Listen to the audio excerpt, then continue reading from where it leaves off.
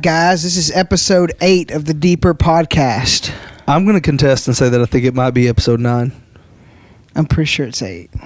Well, Maybe are we it's going to 9. keep count forever? I don't know. So it's episode 8. So like in 2 years, are we going to be like, hey guys, it's episode, 200 and... how many weeks are in a year? I don't know. Put you on the homeschool math. It'd be like 100. Yeah. That wasn't a math. You're not taking the STAR test. It's all right. Yeah, so we've been doing this a little while. It's starting to feel a little more normal. Yeah, it's getting into our routine and, Except for you, because this is only your second time to host. Yeah, second time. How's it feel? Host. It feels great. Feels like the first I feel special. Do you feel special? Maybe I can pick on somebody instead of being the one being picked on. Yeah. How does it make you feel, Caleb, when we pick on you? I'm just hurting. What if the podcast just turned into like therapy sessions? Yeah, that'd be funny. And Bryce is really the one that makes fun of you most of the time. I'm usually just normally like mentoring and stuff. Yeah. Mentoring. Yeah. That sounded real country. I'm usually just kind of mentoring you over here. So, yeah. So would you say that when we pick on you that you maybe feel poor in spirit? Maybe. Well, I'm here to tell you today that what Bryce and I have been trying to do is bless you. Oh, wow. Because what Jesus says is blessed are the poor in spirit. Wow. So, yeah. How about that for a transition? I like it. Yeah. So we're talking Sermon on the Mount. So have you enjoyed the series so far? Yeah. Good vibes only. Good vibes only, bro. You did such a great song at the end of the service yesterday, Just As I Am, with that little tag. Jesus, like, that was just perfect kind of culmination of the sermon into that worship time, because we tackled 3 of the Beatitudes, the first 3 sentences of the greatest sermon not ever preached by me, but the greatest sermon ever preached by Jesus. Yeah. So we talked about these first 3 Beatitudes. So the first one we talked about was blessed are the poor in spirit, for the kingdom of heaven is theirs. And what we kind of see happening in the Beatitudes, right, is this upside down kind of way of life. It's surprising, isn't it, when you see the idea of blessed are the poor in spirit, blessed are those who mourn, blessed are those who are humbled. Like, we tend to see the opposite of that being what we like to call blessing. Blessed are those who have plenty of money, right? Or blessed are those who are doing good and have my health. Yeah. I'm blessed.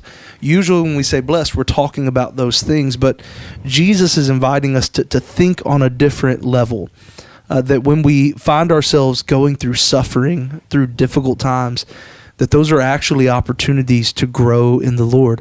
Yeah. King Solomon says in Ecclesiastes, it's better to go to a house of mourning than a house of feasting.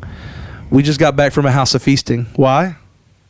Yeah, Bryce isn't here today. He is here today at the office, but we gave him off. Why did we give him off today? It's his birthday. It's his birthday. I don't know about you.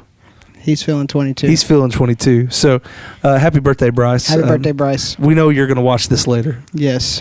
Probably not. That's fine. Not, yeah. But if you watch this when you see him on Wednesday or whenever, you can tell him happy birthday or look him up on the Soch. Yeah. Soch Meads and, smash that like button, tell him happy birthday. Subscribe. So, yeah. So Bryce is not hanging out with us today, but yeah, blessed are the poor in spirit. Blessed are those who mourn. Blessed are the humble. And we talked about each of these 3. And we defined poor in spirit by thinking about the reality that poor in spirit doesn't mean that we're just, bummed out, depressed, anxious all the time. What poor in spirit means is that we recognize we bring nothing to the table spiritually. Yeah. We realized the level of the term we used was from theologian D.A. Carson, and he said spiritually bankrupt. Yeah. That we have nothing of ourselves to bring to the table. Instead, what we have, we bring our nothing to Jesus. And when we recognize that we have nothing to offer and that Jesus still loves us, that's kind of a game changer. Yeah, for sure. Yeah, I think about that some because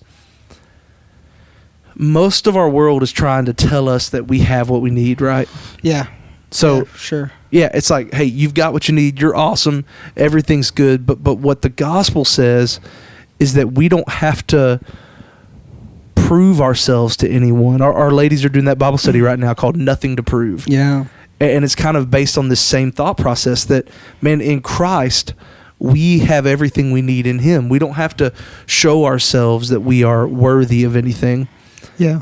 I think that was a big realization of mine, growing up, growing up in church, thinking that it was kind of something that I was doing and that I needed to be as good as I could and do this and that, instead of realizing. And when I did realize, I don't have nothing to offer. That's what I need to come without anything, be humbled before Christ. Yeah, so, bring your nothing, man. And it just changes your aspect on everything. It really does. And I think you guys, and we joke about Bryce's birthday, and I always joke about being around you young guys. So I'm not that much older. In fact, I'm still young in ministry. But if I'm young in ministry, that makes y'all like young in ministry.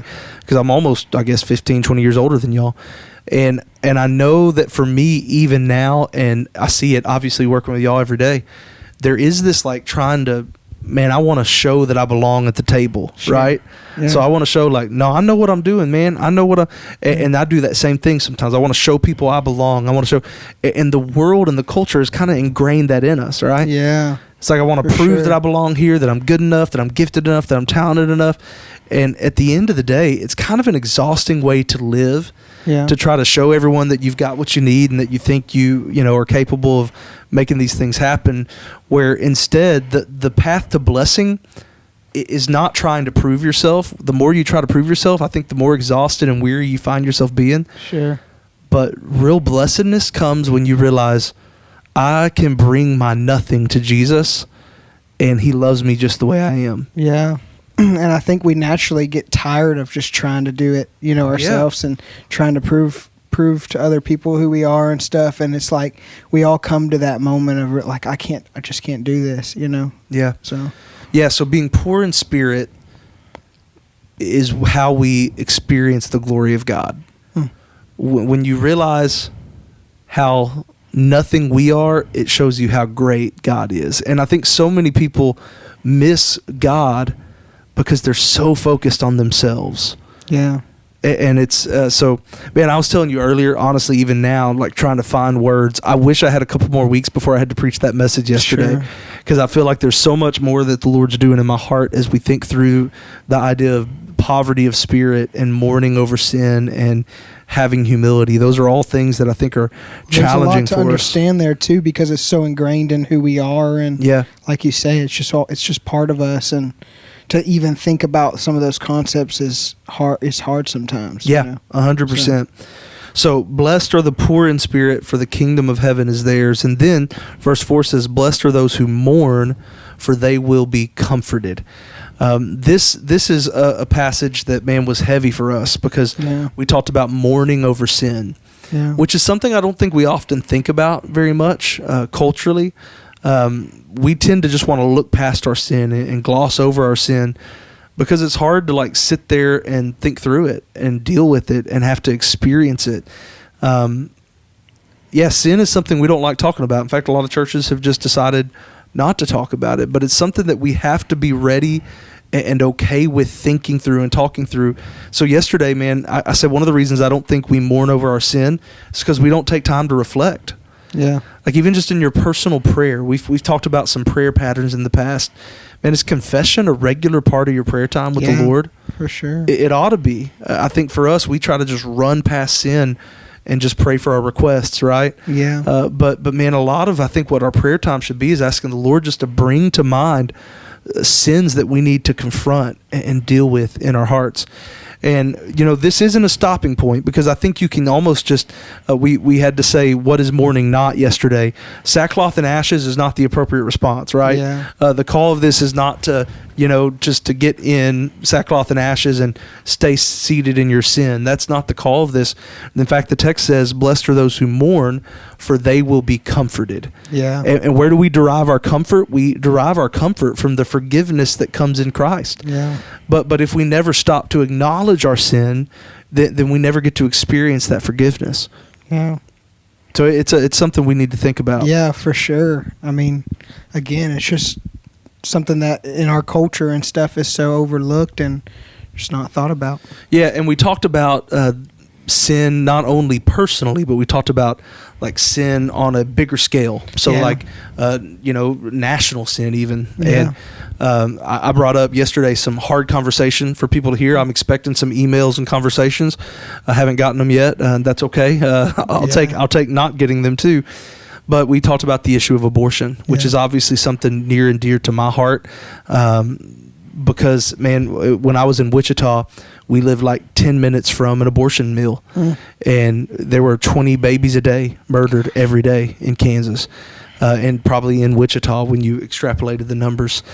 So, man, I was active in sidewalk ministry. I would go and stand there and just try to witness to people. And so I was some of y'all have seen some of those ads, like the He Gets Us ads that had almost painted picture on the sidewalk ministry as if they were bad people and Jesus isn't on their side.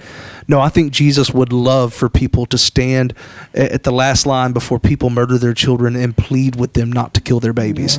Yeah. So that's what we did. And yesterday, I kind of made some comments that Texas is not as clean as we think we are. We all like to act like it's not our problem. That's those, East Coast states and things like that. But man, I'll tell you, from being on the sidewalk in Kansas, the number one state license plate that I saw pulling into that abortion clinic were people from Texas.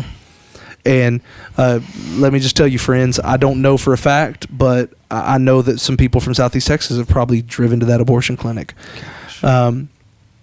So, man, we ought to mourn over the reality of sin in our culture and the fact that we have a government that's not doing anything about it, either party. Yeah, sure. I know that this is probably going to get a little bit of attention. The Liberators, and what this is the masthead from a newspaper that was around in the time of slavery. And this was a newspaper that basically was advocating for the abolition of slavery. And in the time, people said, all these people fighting over this, we need to come up with some sort of compromise. We need to figure out a way to maybe, get together with the other side and figure out a way to make slavery coexist. And these folks said, man, that's not what we're about. We want slavery gone. And people said that would never happen. But this newspaper advocated. And the reason I have this sign hanging up in my office is to remind me that this paper no longer exists. You know why? Because slavery was abolished. Yeah. So people today say, "Oh man, Rusty, you shouldn't talk about abortion so much. You couldn't, we need to compromise. Like, don't be upset that the pro-life movement is still allowing the slaughter of babies. That's fine. You should be able to compromise." And I don't want to compromise. Yeah. We need to get rid of abortion all the way. Yeah. The complete abolition of abortion is what needs to happen. And the reason I have this up is because, man, when this paper was going, man, they never thought that slavery would end, and yet here we are today. So I pray for the day that Jesus, the Liberator, will completely abolish abortion, and I pray that would happen in our lifetime. But until it does, we're going to advocate for it. But I'm not advocating until I'm mourning over it. Yeah. And it makes it awkward to talk about, even on this podcast. Some of you watching this now are like, "Oh gosh, this was awkward. I can't believe he talked about that. And I don't know that I agree with it. It's just awkward to talk about." But the fact of the matter is, if we don't acknowledge and mourn over our personal sin, and even in some ways, this is going to be more hot takes, we're complicit in the abortion industry. Yeah. The numbers are staggering. People who have had abortions or paid for abortions that claim to be believers in our churches. And we haven't talked about it because it's too awkward to talk about it. So in some ways, it's our sin that needs to be repented of. Yeah. So we mourn over that. So that's just one example of many sins that we have nationally and in our culture today that we have to be able to stop and acknowledge and think through. And we ought to mourn over those. Our hearts ought to be broken over those. And when our hearts are broken, that's when real change and real action can come. So we can't ignore it. Jesus says the path to blessing is mourning over our sin, and that's where we find our comfort in the cross of Christ. Yeah. Yeah, like you said, there's so many other sins as well that we just let go. They're awkward to talk about. And it's interesting that it doesn't say to necessarily be angered or be defensive or this or that, but it says take the time, mourn over it. notice that it is something that is against God and be sad about that fact. Take the time to be sad about that, and change comes from there. So yeah, change comes from there, no doubt. So there was this ladder, so to speak. In fact, some scholars will refer to these verses as a ladder that's building somewhere. So when you're poor in spirit, when you recognize, man, I've got nothing to bring to the table spiritually, then you are mourning over your sin, and you recognize, man, I have nothing to bring. I can't help myself. I am a sinner. Therefore, I'm separated from God. That's when verse 5 comes in, that we get to be the humble. We get to lay down our pride. We get to lay down our religiosity, our attempts at being good enough on our own, and we get to go to the cross.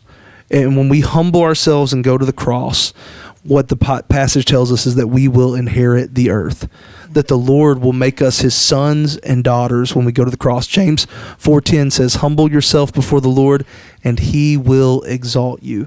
So when we are poor in spirit and we are mourning over our sin, where it leads us is to humility, where we can actually experience God. And this is where we talked about the reality that we're trust fund kids spiritually. Yeah. Our country, not a big fan of that idea, right? Yeah. Like, we want to feel like we've earned it, like we talked about earlier, right? Yeah. Like our ministry positions. I want to show, no, I didn't just get this and luck into this position. I'm here because I'm good. Yeah. When I was at Cornerstone, excuse me, I was at a church in Koontz 10, 15 years ago. I had multiple pastor friends who were like, man, I wish my resume would have been out when Cornerstone was looking. And man, I wish, man, you just got to the right place at the right time. And it always offended me. Yeah. And I would tell Mallory, like, dude, what we've experienced at Cornerstone isn't just because I was lucky, that any old Tom, Dick, or Harry could have pulled that off. Yeah. Like this is something that God used me to do. What does that reek of? Pride. Yeah. Right. My pride was offended. I wanted people to say, wow, Rusty has done a great job there and done a really good. But the reality of it is that I brought my nothing as a 26-year-old pastor to that church, and God just did really cool things, except for that one young man who went on to be a really crazy music minister at another church. But I brought my nothing, and God used that, and God is the one who gets the glory. God took a group of people who had come out of a bad church situation. He took a pastor that was in over his head, and the Lord blessed that situation. Why? Not because we were awesome, not because of all the different things that people could point to, say, well, they had this, they had this, they had this. No, God chose to use a group that brought their nothing to him, and he multiplied it. A group of people who came and recognized we need the Lord's help. And man, that church today is super healthy. Yeah. God's doing even crazier things than when I was there and when you were there. And it's because of that. So ultimately, man, when we come together and recognize that we've got nothing, it drives us to the cross where we find everything. Yeah. And we become those rich kids, man. Jesus has given us everything we need. When we recognize how poor we are, it drives us to the cross where we experience the richness of God's mercy and grace. And we define grace this way, an acronym: God's riches at Christ's expense. Yeah. Because Jesus died on the cross for us, we have life, and we have that life and experience it in an incredible way. So, man, I'm just thinking about humility still. Like I said, I almost wish I had 2 more days to record this podcast and, another week before I had to preach that text. Because even last night I was reading another book, and man, the Lord's just really working this into me. These Beatitudes will change your life if you submit your life to them. Yeah. And again, we're only going to take a few more weeks to walk through them. But man, I think that God is going to do some pretty cool things in our church as we do it. Yeah, it's been kind of cool to come from Obadiah into this. And yeah. It kind of is fitting. The danger of pride. Now we're kind of into a season of unpacking what that humility looks like as it unfolds. So it's kind of cool how that's worked out. Yeah. So. Do you remember when I taught through I don't think you were there. This was my first summer as a pastor in like 2013, 12, something like that. So I preached this passage, and I want to tell the story today just for fun. So we're kind of over the serious part of the conversation today. The first time I taught the Beatitudes, I was under the influence of narcotics. So that's the lead. Nice. Can you just call this podcast Under the Influence? So I had this bad cold or something. I don't even remember what it was, like a head cold or something, flu light or something. And the doctor had prescribed me some sort of like Tussinex. Have you heard of that? It's like a cough medicine with codeine in it or something. Yeah. So we had it, and I took it that Saturday night. And I'm telling you, man, like some people have medicine that messes them up. All night I had weird dreams and woke up kind of tripping, and it was bonkers. Yeah. And I woke up that morning, and I remember just feeling like death warmed over, just could barely function. But I went to church. We had a meeting with our deacons that morning like we always did. And we had Sunday school at the time at 9. So I remember at like 8:55 going into my office and had that big comfy chair. Do you remember that chair and that couch? So I sit in this chair, and I kid you not, bro, I'd lay my head back, and when I pick my head up and look at my watch, it is 9:59. It is time to go preach. So I grab my Bible, grab my notes, and I used to be able to find the video. I actually looked for it several months ago when I was in Crossroad, because I told the story to somebody else. But I remember watching the video later. I'm telling you, bro, I'm standing up and I have my hands on both sides of the pulpit, which I do a lot anyways. Yeah. But that day, it was like holding on, and I read my notes word for word. I didn't hardly look up at all. And I preached that sermon, but it wasn't till I got home that day, ate some lunch, and I went back to bed, and I slept for probably like 4 hours. And when I woke up that afternoon and came out of the room, I don't even know if we had kids yet. I walked into the living room to Mallory, and it's like the fog had been lifted. And I remember telling Mallory, like, I'm pretty sure that I was pretty much under the influence when I preached that sermon. So I've always joked, anytime I come to the Beatitudes, I think about that Sunday. That's funny. That stuck in my head from 12 years ago. So maybe yesterday sounded like I was under the influence because it was kind of a mess, and just, man, this is hard to really dive into. It's stuff that I think really you will spend your entire life trying to figure out what it means to walk in humility. Yeah. You'll spend your whole life trying to figure out what it means to be poor in spirit and to learn how to mourn over our sin. But the good news is, man, Jesus is with us every single step of that way. Yeah. So we're excited to continue. This week we're going to be looking at only one verse, verse 6. Blessed are those who hunger and thirst for righteousness. I think that's going to be a good message. I'm excited about that. And then we're going to move. So these first 4 Beatitudes talk about how we relate to God. And then we're going to move to the horizontal. How do we live the blessed life, good vibes only when it comes to our interaction with others? Which, to be honest, for a lot of people, that's harder. Yeah. Some people are like, man, I'm cool with the man upstairs, not the person across the hall, Yeah. It's going to be fun. I'm looking forward to it. Yeah, you got anything special coming up Sunday? All right. That's all the time we have for today. Caleb's got to go play in worship. No, y'all. I'm excited for this Sunday. Man, things are good. Do you want to tell them about VBS? Yeah, VBS is coming up the last week in June. So you can sign up by going to cbcbuna.com /VBS.